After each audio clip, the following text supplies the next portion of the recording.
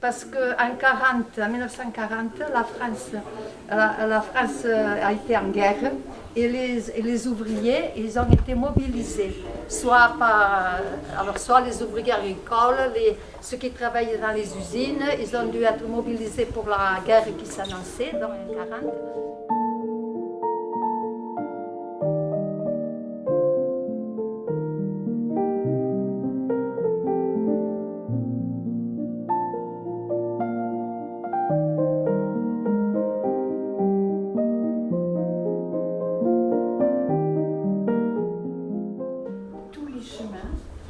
Montre aussi les gardiens du camp.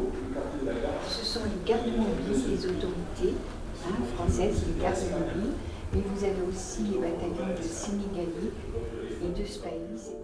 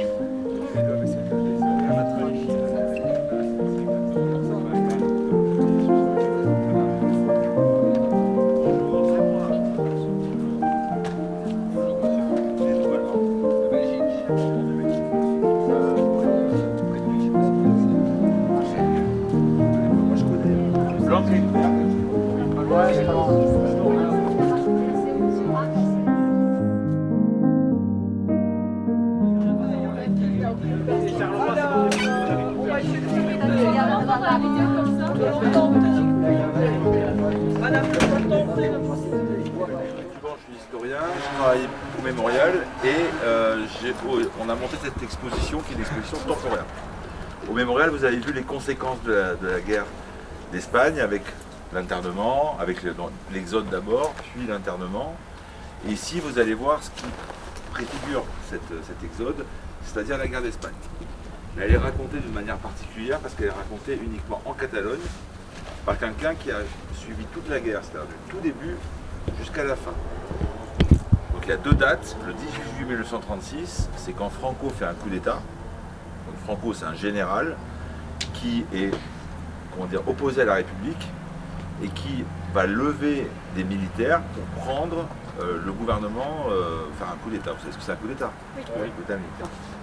Et la République, ou du moins une partie de la République, des organisations politiques, syndicales, socialistes, anarchistes, communistes, catalanistes et autres, vont s'opposer au coup d'État en prenant aussi les armes. C'est pour ça qu'on parle de guerre civile, même si ce n'est pas du tout une guerre civile.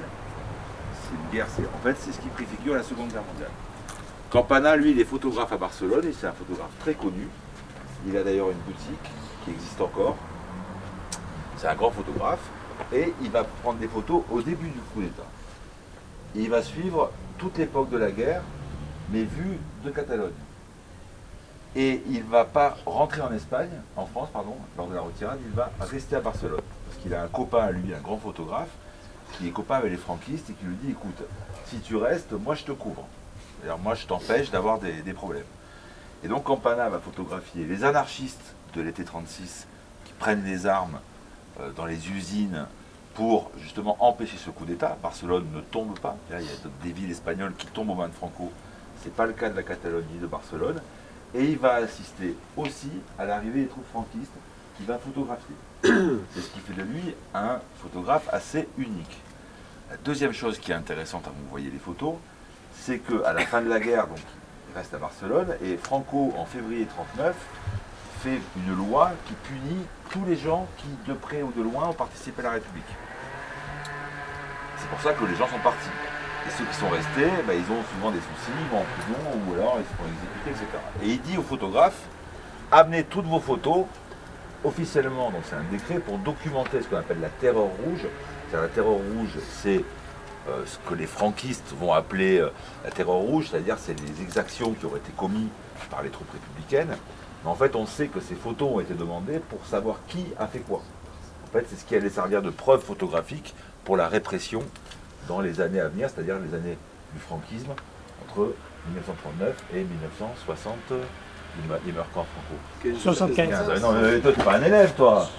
Ah là là, ici, il triche, 75, d'accord? Bah, c'est surtout le début de la guerre. Et Campana, lui, il va pas donner les photos.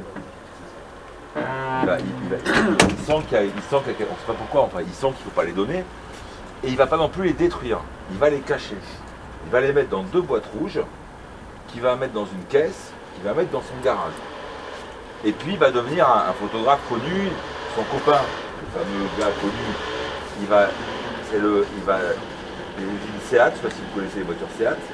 Donc Campana va devenir le photographe de Seat. Et puis dans les années 50, il va lancer des cartes postales. Et c'est lui qui va avoir la plus grosse société de cartes postales. Et il va travailler avec un autre photographe de la guerre civile, mais qui lui n'a pas été protégé, qui sort de prison. Bref. Et il meurt à la fin des années 80. Et à la fin des années 80, il y a une grande rétrospective à Barcelone de l'œuvre de Campana, pictorialiste. Donc pictorialiste, c'est faire des jolies photos d'objets, etc. Et la commissaire lui dit, mais vous n'avez pas fait des photos pendant la guerre parce qu'il avait publié tout ça. Il dit non, mais ça c'est pas très intéressant. Et puis quand il meurt et quand ses neveux, la maison familiale va être détruite et en vidant le garage, ils vont trouver ces boîtes rouges. Et dedans il y avait 5000 photos.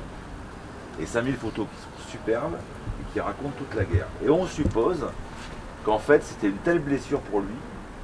C'est pour ça que c'est une image de la guerre qui est... parce que beaucoup de photographes en fait prennent la guerre, il y avait des photographes qui étaient très engagés, Robert Capa, Gerda Taro, sa compagne, etc. Et ils montraient un aspect du conflit. Voilà, le front ou les milices, etc. Campana, lui, il photographie d'un point de vue d'un civil.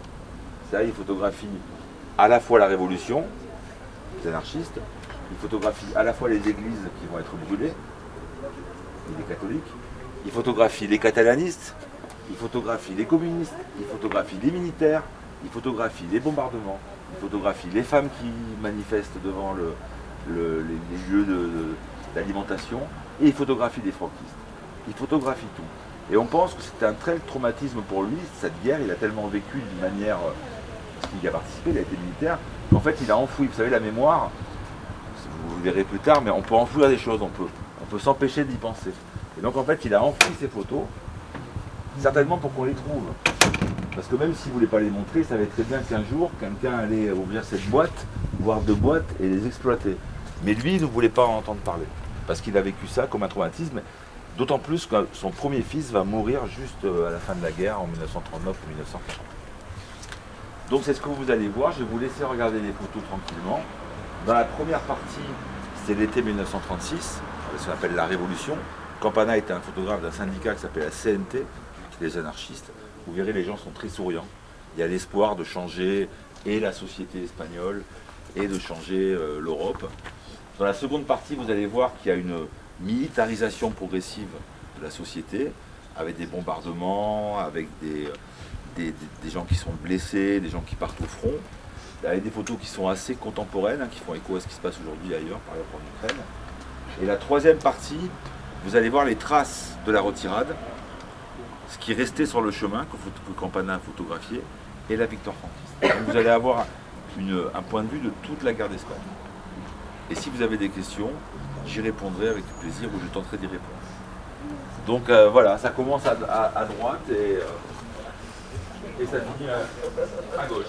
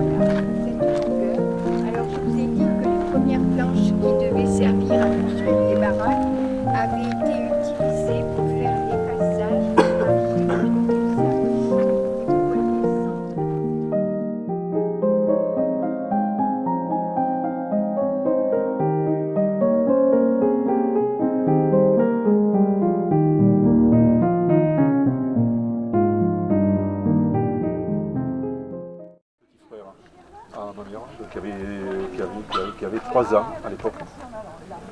Et donc les mauvaises conditions de vie dans le camp ont fait que il a été malade, il a fait une dysenterie ou un choléra infantile, comme ils appelaient à l'époque.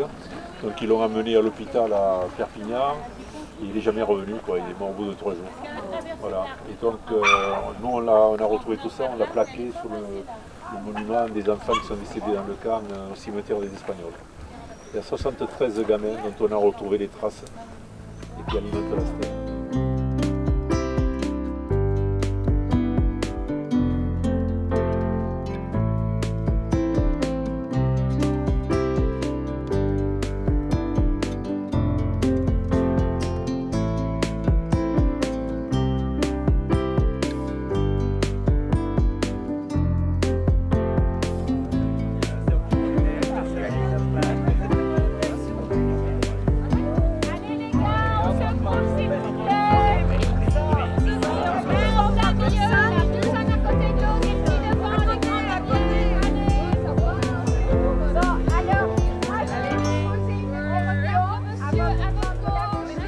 Monsieur, à votre